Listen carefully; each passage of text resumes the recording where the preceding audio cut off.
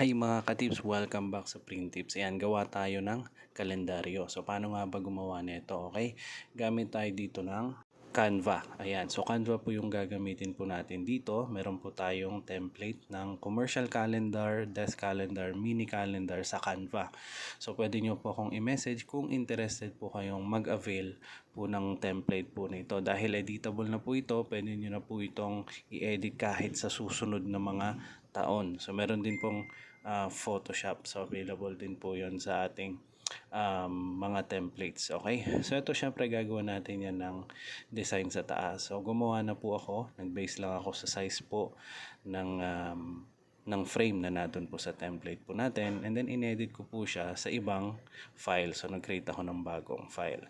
So pwede rin nyo pong gawin yon, and then i-save ninyo, i-upload po ninyo sa Canva, and then i-drag and drop nyo na lamang po siya sa ating template. So ganun lang po siya kasimple. So ganyan po yung gawin po ninyo kung gagamitin nyo po yung template po na ito.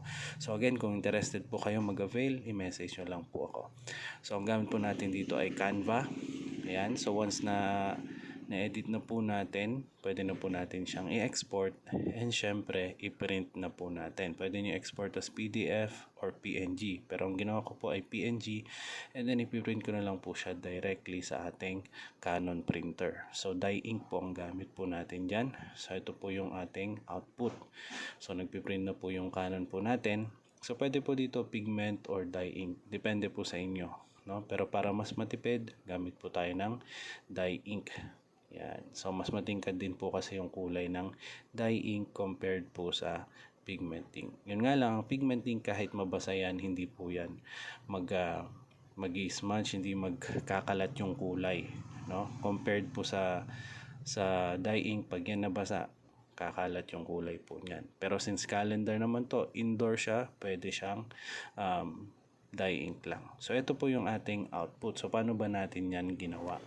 Yan, una po sa lahat, kailangan po natin ng calendar clipping tool, ano? So ito po yung nabili ko online lang din. Saka ito po yung metal clip. Ang size po niyan is more than 8 inches or 8.5 inches, kasi para yan sa legal size or sa long size na bond paper. So gamit kayo kahit 70 GSM lang, okay lang po yan, ano. So una pong gagawin natin, syempre i-clip po natin yan. So gamit yung ating clipping tool or clipping machine na tinatawag nila, no, i-clip po natin yung pinakaibabaw para magdikit-dikit po yung papel or ma-secure po natin yung 6 pages po na calendar. Again 6 pages lang po ito. So ngayon, once okay na po yan, kailangan po natin i-fold naman yan mula dun sa kanyang likod, no? So ganyan. So yung kalahati po, itatapat nyo sa gitna. Yan. So ilapit natin para makita po ninyo. Yan. So ganyan po ang ayos niya. Iipitin natin yan, and then i-fold po natin yung mula sa bandang likod. Ayan. So ngayon okay na siya, naka-fold na siyang ganyan. So nakapa-L na siya. Yan. So pwede na natin siyang i-final na fold. So i-ano natin yan, medyo kakamayin natin ng konti, no? Para hindi masira yung calendar natin. Ayan. I-guide natin ng konti, malambot lang naman siya.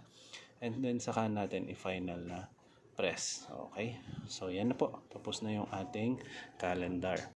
Ayan, nagawa na nga natin yung ating calendar. So kung may mga tanong po kayo, please mag-comment po kayo dyan para masagot po natin, ano. So kung interested po kayo sa template, please message me. And yung mga link po ng materials, ilalagay ko po dyan sa ibaba. So don't forget to follow and subscribe, like, and then share. Thank you!